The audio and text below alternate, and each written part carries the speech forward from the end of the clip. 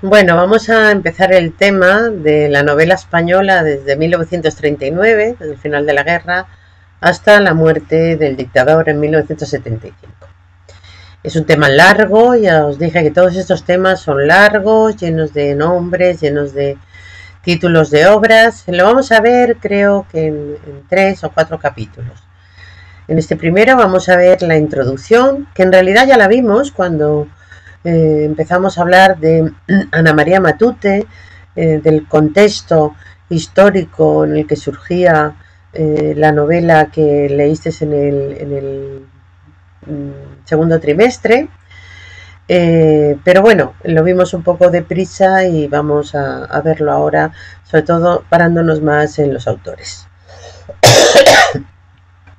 Disculpad, sigo resfriada. Bien, sabemos que en 1939 es el fin de la guerra, que ganan los que se habían rebelado contra el gobierno legítimo de la República. Aquí tenéis una imagen del 19 de mayo de 1939. Es el primer desfile de la victoria que se repitió durante muchísimos años. Y ahí tenemos al generalísimo, como le llamaban, Franco, rodeado de todos esos estamentos militares que le ayudaron a conseguir ese triunfo, además de las potencias extranjeras como Alemania e Italia. Tenemos a los militares, evidentemente, tenemos a los falangistas, por ahí deben andar los requetés, etc. Bueno, ya estuvimos hablando de esto, pero lo repetimos para contextualizar bien todos los movimientos, sobre todo de los años 40 y 50, que los movimientos literarios y específicamente de la novela, de la narrativa. La situación de España tras la guerra civil pues es desastrosa. Se instaura una dictadura en toda regla y con una represión muy importante, sobre todo en los primeros años, en las primeras décadas. Los primeros años fue terrible, la represión se extendió a todo el país se llenó de cárceles, no había bastantes cárceles y se habilitaron como tales, pues desde castillos, colegios, hospitales, es decir, diferentes edificios para poder acoger a toda la gente que se metió en la cárcel. Hubo también campos de concentración, hubo campos de trabajo, donde los presos redimían pena trabajando. Entre los trabajos que hicieron estos presos está el canal del Guadalquivir, por ejemplo, o el mausoleo que se hizo Franco en el Valle de los Caídos, donde ha estado su cuerpo hasta hace muy poco. Los cambios políticos van a ser importantes, puesto que se pasa de lo que era una democracia, la república, a un estado teocrático. Franco se nombraba a sí mismo jefe del estado por la gracia divina. Yo no sé si habéis visto alguna moneda en las que aparecía Franco. Seguro que en casa de vuestros abuelos encontráis alguna, y creo recordar que ponía algo así en las monedas: Francisco Franco, caudillo de España por la gracia de Dios. Se va a centrar en dos ideas esta dictadura: es el nacionalcatolicismo. Por un lado estaba el fundamento católico religioso muy importante, y por otro lado el nacionalismo, entendido como una reivindicación de una España grande, ¿no? Con una vuelta atrás a la historia, aquellos momentos en que España es cabeza de un imperio, los tiempos de Felipe II, los tiempos de Carlos V, ¿no? Y con una visión evidentemente triunfalista, mitificada de esa historia, y falseando muchas veces ese pasado. No sé si en historia lo habéis estudiado, pero es un pasado que es verdad que España era la cabeza de un imperio, pero los pies eran unos pies de barro, ¿vale? La Iglesia, que viene aquí en mayúscula porque es una institución, recordad, porque cuando hablamos de la Iglesia como institución es mayúscula, que había apoyado sin ambages a los sublevados, el propio Papa los había apoyado, había apoyado a Franco y a los nacionalistas frente a los republicanos, pues evidentemente la Iglesia en este nuevo estado va a tener muchísima importancia en todos los ámbitos, en los ámbitos sociales y también en los políticos. En los ámbitos sociales porque se impone la moral católica, y en los ámbitos políticos porque incluso las leyes civiles se van a basar en dogmas religiosos, que es uno de los defectos de los estados teocráticos, ¿no? Cuando las leyes civiles están basadas en los dogmas religiosos, sea esa religión la que sea. Por ejemplo, se prohibió el matrimonio civil o el divorcio. La Iglesia tomó las riendas de la educación. No es que las hubiera llegado a dejar nunca, pero sí es verdad que todos los intentos que se hicieron en la República por dar un tipo de educación diferente, por sacar la educación de esa tutela religiosa, pues van a terminar. Se introduce la religión como asignatura en la enseñanza pública, y se establece un delito que es el ataque a la religión, hasta tal punto que blasfemar pues podía castigarse con multas o incluso con la cárcel.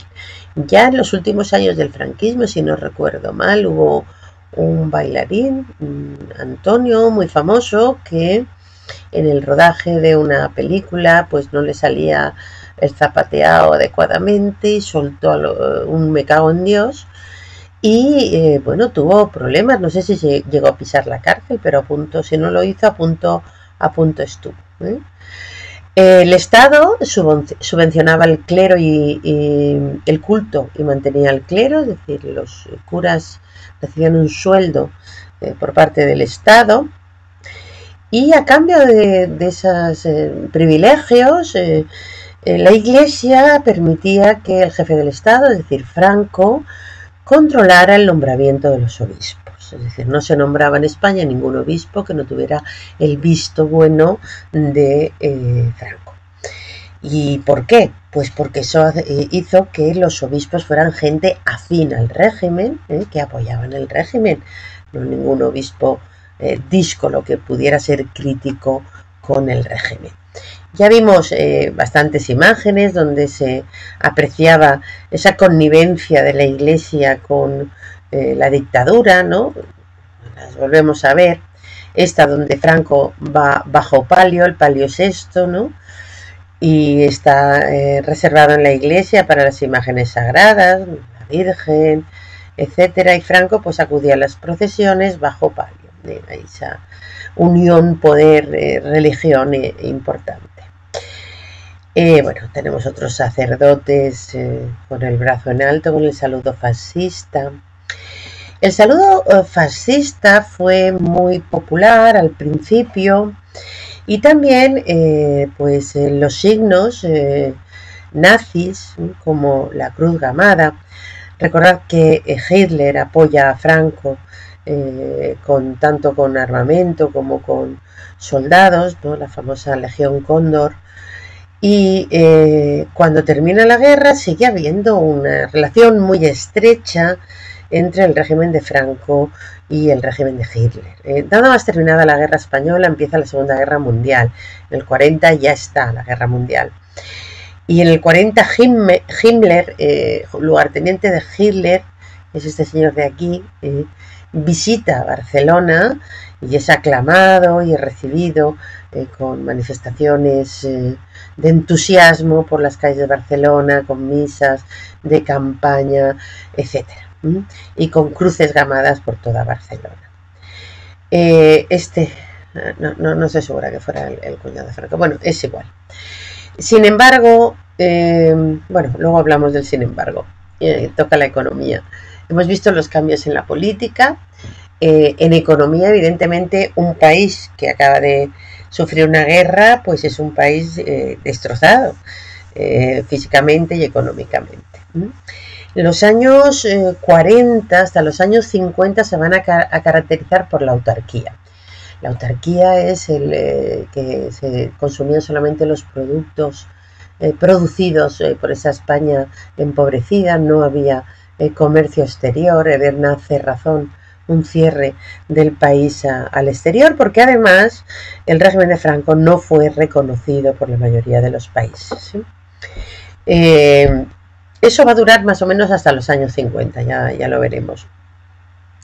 Y la consecuencia de eso va a ser que se va a retrasar bastante la recuperación económica y que los años 40 van a ser años de penuria económica, años de hambre, de escasez, de racionamiento. El racionamiento va a durar hasta entrado los años 50. Ya estuvimos hablando de ello, una serie de cartillas que se daban, la comida estaba racionada porque había poca. Entonces, a una serie de cartillas, dependiendo del número de miembros de la familia, se podían, luego las vamos a ver las imágenes, se podía consumir tantos kilos de patatas, tantos litros de aceite, etcétera. Lo que hizo que proliferara el mercado negro, los alimentos de primera necesidad o no de primera necesidad que se vendían fuera de los cauces legales, es lo que se llamaba el extraperlo. Se produce también un proceso de ruralización. En el campo se pasaba menos hambre porque siempre había un terrenito para plantar lechugas, ¿no? Y va a haber un proceso, una huida de mucha gente que había emigrado a las ciudades, va a volver al campo. Cuando acaba la Segunda Guerra Mundial, en 1945, claro, los aliados de Franco pierden. Incluso había la esperanza entre los exiliados y entre los que estaban dentro de España, pero que no apoyaban al régimen, de que una vez que se había los aliados habían vencido a Italia, habían vencido a Alemania, habían salvado Francia, habían salvado todos aquellos países que habían sido invadidos, que iban a entrar en España y que iban a salvar a España de la dictadura de Franco. No fue así, no fue así porque las cosas son bastante más complicadas. El momento en que termina la guerra, se producen dos bloques importantísimos en el mundo. El bloque comunista, capitaneado por Rusia y todas las repúblicas soviéticas en su órbita, y el bloque capitalista, capitaneado por Estados Unidos, ¿vale? Es el periodo de la Guerra Fría, del telón de acero. Recordad que hablamos de ese término que era un calco semántico. No es una guerra de pegarse tiros, es la guerra que ha dado tantísimas novelas y películas al mundo, de los espías, ¿no? De la guerra armamentística, iban armándose los dos bloques, sabían quien conseguía tener las armas más modernas, era la guerra también científica para conseguir las bombas más potentes. Y en esa Guerra Fría Estados Unidos se dio cuenta de la situación estratégica de España. España estaba ahí cerrando el Mediterráneo, España estaba ahí con unas relaciones históricas importantes con Hispanoamérica, por tanto le interesaba España. Y a Estados Unidos normalmente las dictaduras se la traen al fresco. Estados Unidos, cuando apoya un gobierno, sea dictadura o no dictadura, lo apoya porque defiende sus intereses, los intereses de Estados Unidos. Eso lo hace siempre. En Hispanoamérica ha apoyado muchísimas dictaduras sin que le tiemble el pulso. Bueno, pues Estados Unidos ve esa posibilidad ahí y entonces decide apoyar a Franco frente a el resto de los países, apoyar su ingreso en la ONU, la Asociación de Naciones Unidas, que era darle un espaldarazo a la dictadura. Franco se acomoda también un poco y va quitando todos esos signos fascistas que estaban tan evidentes, tanto brazo en alto, tanta historia, las cruces gamadas desaparecen y va a subrayar fundamentalmente dos aspectos de la dictadura, su carácter católico y su carácter anticomunista, lo cual le viene muy bien a Estados Unidos, evidentemente. Se firman en 1953 los Pactos de Madrid, por el cual España va a recibir el apoyo de Estados Unidos y el apoyo también económico, sí que era un plan de recuperación económica o de ayuda económica, el plan Marshall, que ya lo veremos más adelante, y a cambio de eso, Franco permite que se instalen en España una serie de bases militares norteamericanas, que muchas de ellas siguen estando aquí en Madrid. Cerca de Madrid está la derrota, la de Torrejón, la derrota está en Cádiz, y había bastantes otras por ahí. En Alicante había una también de aviación, en la Sierra de Aitana, etcétera. Y eso, bueno, pues va a tener unas consecuencias que ya veremos cuando estudiemos la literatura de los años 50. Vemos un poco en imágenes todo eso que hemos explicado ahora, las cartillas de racionamiento. Fijaos que esta es del año 1951, era de tercera categoría, debía haber de primera, de segunda, esta era de tercera. Abastecimiento y transportes, no solamente permitía comprar determinado número de alimentos o determinada cantidad, sino también utilizar el transporte. Este es el escudo, una grande y libre del franquismo, el aguilucho, como lo llaman ahora. Bueno, aquí tenemos algunas, estas son las de aceite, ¿vale? Son de Gerona, estas son las de carne, dependiendo del número de integrantes de una familia, pues podían comprar a la semana un cupón, gastar 1 o 2 cupones o 3 cupones. Aquí tenemos la de patatas, ¿no? Que era un alimento fundamental. Y yo recuerdo a mi padre que decía que de las patatas se comía de primer plato las pieles de las patatas cocidas y de segundo las patatas, eran 2 platos. Aquí tenemos una panadería de la época, fijar la cantidad de pan, porque el pan era uno de los elementos fundamentales de la dieta de la posguerra. Luego que se metiera algo dentro era otra historia, y ahí tenemos las cartillas o las colas para ir a comprar esos alimentos que estaban absolutamente racionados. Y esos niños de la posguerra con cara de hambre, niños pobres a los que les han hecho unos regalos, hay unos carros estupendos, unas gafas que posan con esa cara de hambre y miseria, que fue lo que hubo, sobre todo en los años 40.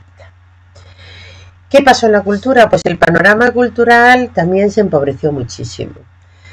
La guerra supuso una quiebra de muchos proyectos culturales que se habían iniciado con mucha ilusión en la República, desde los teatros universitarios, las reformas y las investigaciones.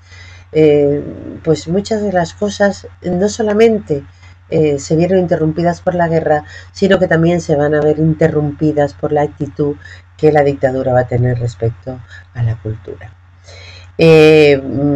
Baste ver el ejemplo. La foto no se corresponde con el hecho, ya os lo dije cuando lo vimos, que el 30 de abril de 1939 en la Universidad Central de Madrid, que está en la calle San Bernardo, en el patio de la universidad, desde las ventanas iban tirando los libros. Hicieron una pira de libros los falangistas, quemando aquellos libros que consideraban que iban en contra de su ideología, o aquellos simplemente que eran libros, y que todo lo que es intelectualidad lo que hace es desarrollar el espíritu crítico, y el espíritu crítico a las dictaduras no les suele gustar mucho. Es una imagen de otra plaza, no sé de dónde, pero sí es una quema de libros. Hubo muchas quemas de libros en esa época. Muchos de los intelectuales del momento murieron. Yo creo que fueron fusilados algo así como la mitad de los rectores de las universidades españolas, o más quizá. Otros estaban encarcelados y otros muchos se marcharon al exilio. Y al exilio se marcharon no solamente literatos, se marcharon científicos importantes como Blas Cabrera, Arturo Duperier, Juan Negrín, que fue además presidente de la República, Augusto Pi Suñer, Julio Rey Pastor, todos muy muy importantes, y que habían hecho investigaciones al mismo nivel de las que se estaban haciendo en Europa y que fueron a enriquecer con su sabiduría pues a otros países.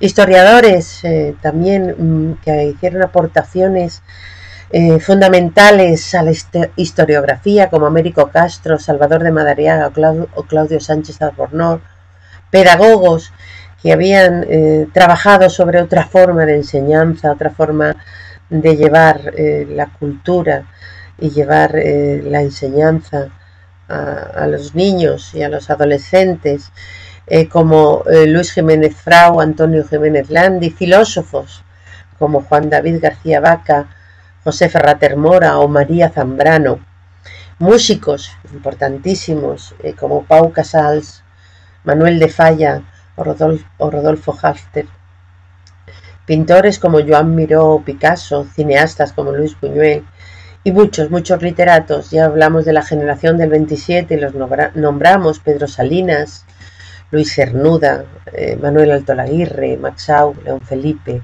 Ramón J. Sender, Francisco Ayala, ¿vale? Que fueron fundamentalmente hacia Hispanoamérica y hacia Estados Unidos, donde van a ser recibidos con los brazos abiertos, van a enriquecer las universidades norteamericanas y las universidades hispanoamericanas. Bueno, nos falta aquí a uno, mi queridísimo Juan Ramón Jiménez, que también salió de España, uno de los grandes que salió de España. Y a todo esto hay que añadir pues la situación propia de una posguerra, la miseria, y a eso hay que añadir la represión política que se ejerció dentro de España, y a eso hay que añadir la censura, que va a ser fundamental. Ya hablamos de la censura en el teatro, que no solamente va a prohibir que se escriban libros, sino que también va a hacer que se desarrollen los autores la autocensura. No van a escribir eso porque eso no se va a poder publicar. Y ya os dije que nos hemos perdido probablemente muchas obras que no se han escrito por esa autocensura. Se va a producir un fenómeno que ya lo vimos también en el teatro, lo vimos también cuando hablábamos de la generación del 27. Es la literatura en el exilio, y que también ocurre evidentemente con la narrativa. Es dos vías de la literatura española, una que se va a hacer aquí en España y otra que se hace fuera, que es una literatura hecha por gente importante, evidentemente, que de mucha valía literaria, pero es una literatura que los españoles no van a leer. Es como un camino sin salida. Bueno, sin salida no, porque es evidente que se leyó muchísimo en Hispanoamérica. Y aquí entraba con cuentagotas, y entraba de manera ilegal. En los barcos que venían de Argentina, por ejemplo, los propios marineros traían libros que luego vendían algunas librerías de extranjis, a escondidas, esos libros prohibidos que se editaban fuera de España, fundamentalmente en París o en Argentina, o en México también se editaron muchos. Bueno, pues entre esos escritores del exilio hay alguien que ya hemos conocido en teatro, era uno de los vanguardistas de teatro, también fue uno de los que creó un teatro popular, también hizo teatro para la guerra, teatro de circunstancias, y también escribió novela. Es un autor interesantísimo. Yo creo que es uno de los olvidados y que yo siempre reivindico mucho. Max Sau. Veréis por su nombre y su apellido, son reales, que no era de origen español, era de origen de una familia judía que se asentaron aquí en España. Y es un personaje curiosísimo, muy intelectual, tremendamente intelectual. Bueno, sus primeras novelas están ligadas a la estética de vanguardia. Recordad que la estética de vanguardia se inicia con esa generación del 14, con esas novelas antisentimentales y antirrealistas, y avanza con la influencia de las vanguardias. Son novelas complicadas, difíciles, ya sabéis que están hechas para una élite y que no llegan al pueblo. Son novelas complicadas. Entre ellas está la novela Luis Álvarez Petreña, ¿vale? Del 34, en tiempo de la República. Tras la guerra, Max Au se exilia en México. Aquí tenemos el Max Au joven y el Max Au viejo. Siempre me gusta poner las dos fotografías, porque vamos a ver, evidentemente, si veis las fechas de producción, pues es una producción larga y que va cambiando con el tiempo. De esas primeras novelas vanguardistas, luego vamos a ver que tras la guerra sus libros van a hacerse más realistas, van a acercarse a lo que va a ser la novela social de los años 50. Y su obra quizá fundamental es El laberinto mágico. Empieza a escribirlo en el 43 y termina en el 68 y son 6 libros. Se conocen también como Los Campos. Libros donde se va a fijar en los protagonistas, son los personajes desfavorecidos, no son burgueses, son los personajes que sufren la guerra y que sufren las consecuencias de la guerra. Esos libros son Campo Cerrado, Campo de Sangre, Campo Abierto, Campo del Moro, Campo Francés y Campo de los Almendros. Y en todas esas obras analiza el origen de la guerra y los primeros y duros momentos del exilio. En Campo Francés cuenta la historia de esos que atravesaron la frontera francesa, como Antonio Machado. Recordáis que vimos unas fotos de la cantidad de cientos de miles de personas que atravesaron la frontera francesa y que Francia los recibió pues regular, y creó unos campos de refugiados donde vivían hacinados, algunos en la playa. Algunos murieron en aquellos campos de refugiados de frío. Cuenta en esa novela que hacían hoyos en la arena porque uno de esos campos estaba cerca de la playa, cerca de Collioure, y se enterraban en la arena para no pasar frío. Recordad que cuando vimos las imágenes del sepelio, del entierro de Antonio Machado, los soldados que llevaban su féretro los sacaron de los campos de refugiados cercanos para que llevaran el féretro. Ellos querían llevarlo, evidentemente. Bueno, pues eso es el Campo Francés. Y Campo de los Almendros cuenta una historia que a mí me fascina, porque además la oía yo en mi casa cuando era pequeña. Mi familia es de Alicante. Y Campos de Almendros cuenta la historia de los que llegaron a Alicante. Alicante fue la última capital de provincia tomada por los franquistas, y prometieron varios países que iban a enviar barcos para sacar a la gente. La gente se fue yendo hacia Alicante a coger esos barcos. El puerto de Alicante se llenó de gente desesperada y esos barcos no llegaron.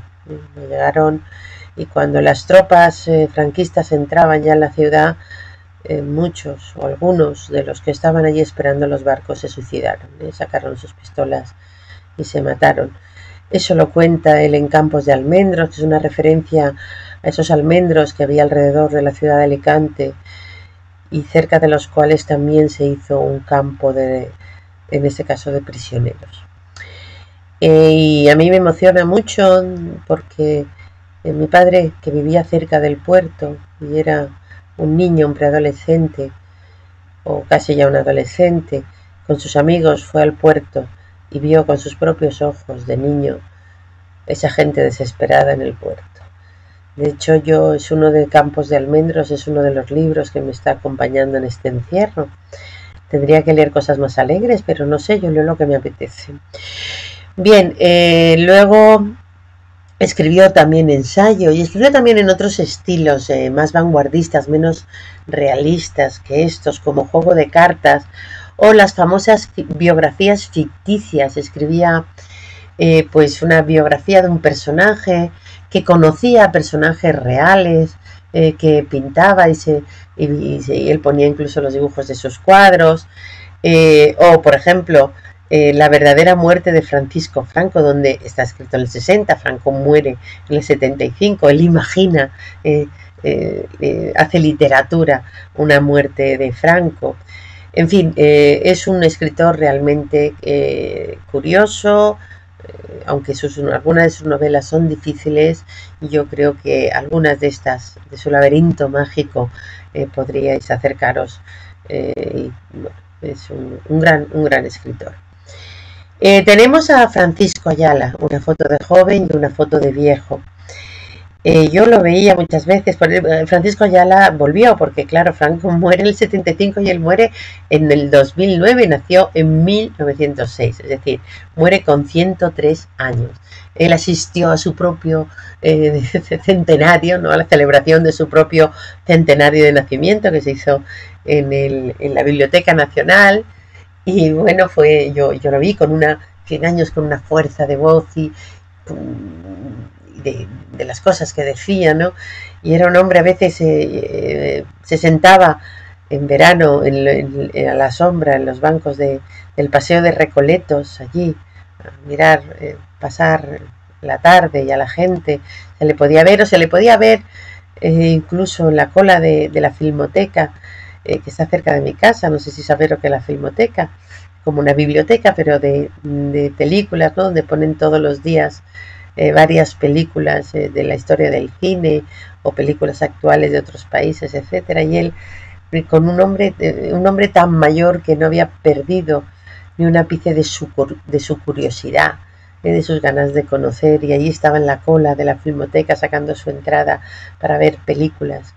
Bueno, era un hombre curioso, no es de mis escritores favoritos, o sea, me cuesta leerlo, siempre me ha resultado muy dura su prosa, muy seco sus novelas, pero es un personaje curioso. Yo lo admiraba mucho por esa curiosidad. Yo siempre digo que la curiosidad es lo que nos hace aprender y no lo que nos hace inteligentes. El que no tiene curiosidad ni aprende ni es inteligente. Bueno, pues Ayala desarrolló su mejor obra en el exilio.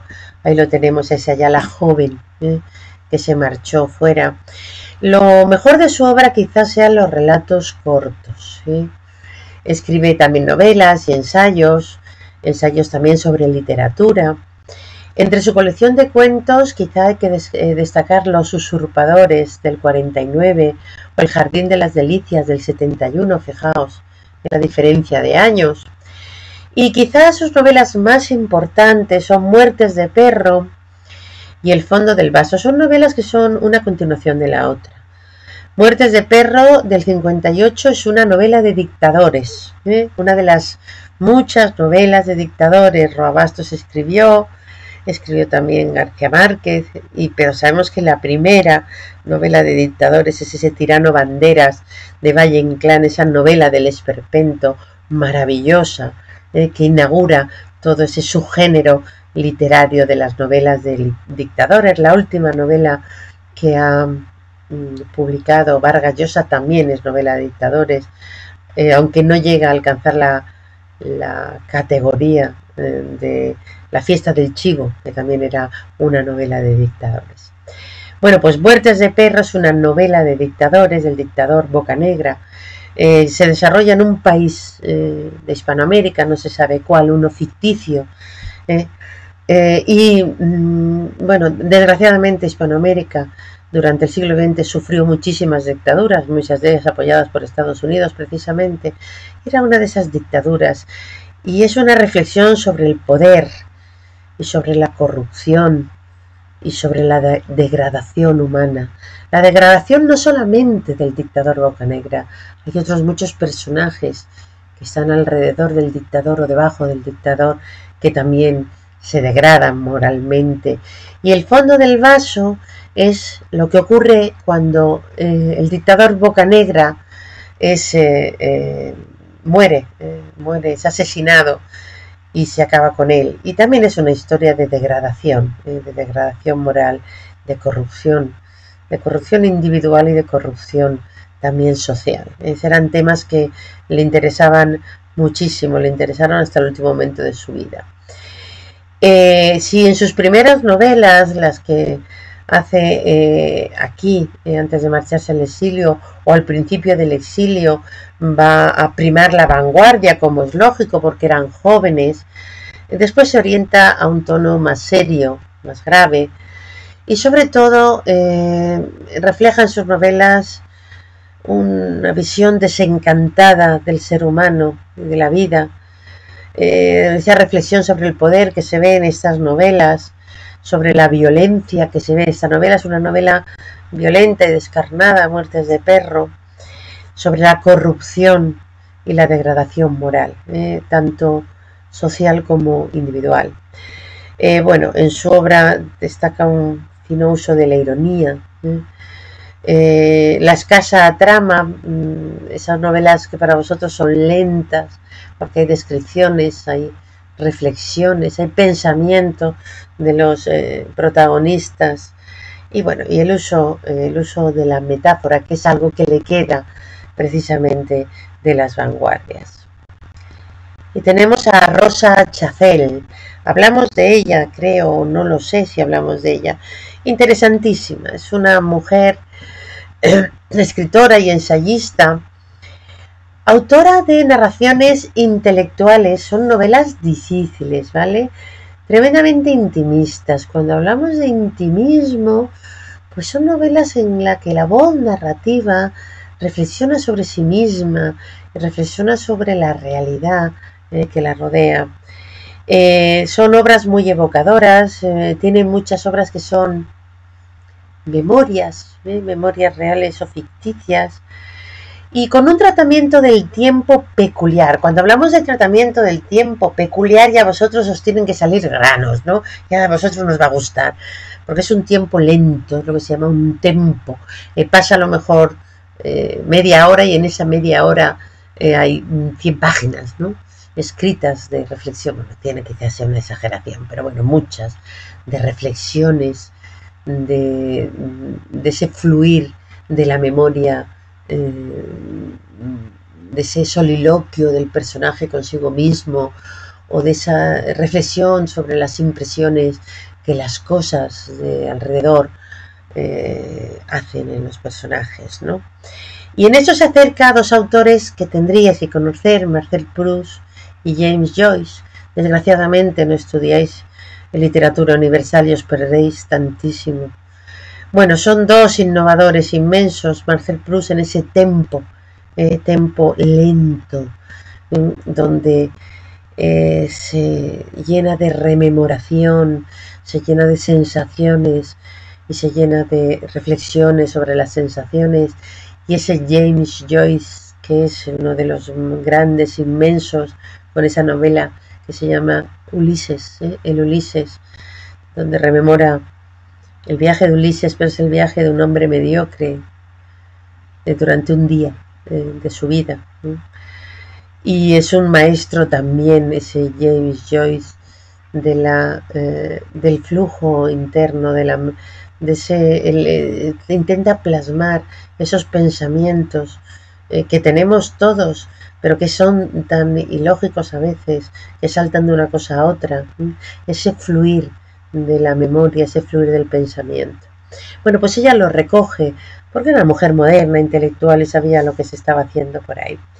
Su obra más representativa, ya hablamos de ella, es Teresa, de 1941, ya escrita en el exilio, y es una obra donde recoge un personaje real, Teresa Mancha, que era una mujer joven, casada con un militar, madre de 3 hijos, que en el siglo XIX conoce a Espronceda y abandona todo, a sus hijos, a su marido, y se marcha con el poeta.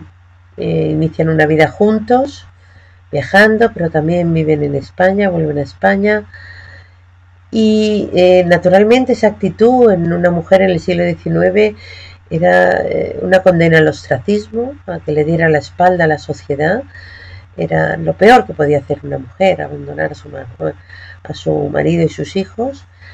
La historia de Teresa Mancha es una historia muy curiosa, porque no se sabe por qué razón rompe con Espronceda y va pasando de mano en mano, de hombre en hombre, degradándose moralmente, y termina muriendo de tisis sola, aquí cerquita en Lavapiés, en la calle Santa Isabel, en un semisótano, pobre, abandonada de todos.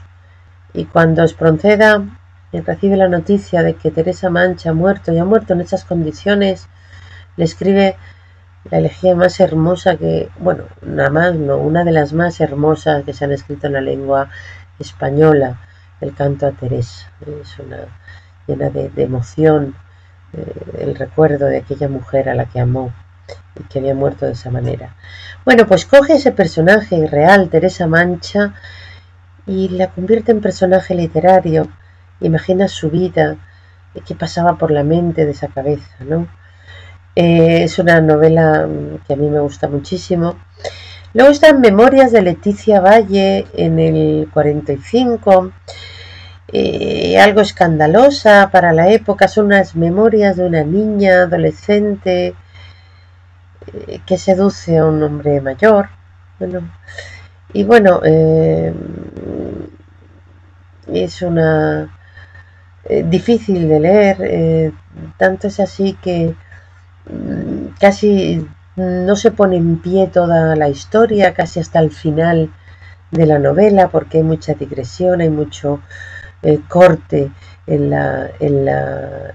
lo que es el fluir de la historia, y solamente al final, como si fuera un cuadro cubista. Recordáis que yo hablaba de esas cosas, ¿no? Que de que es el lector el que tiene al final que construir la historia.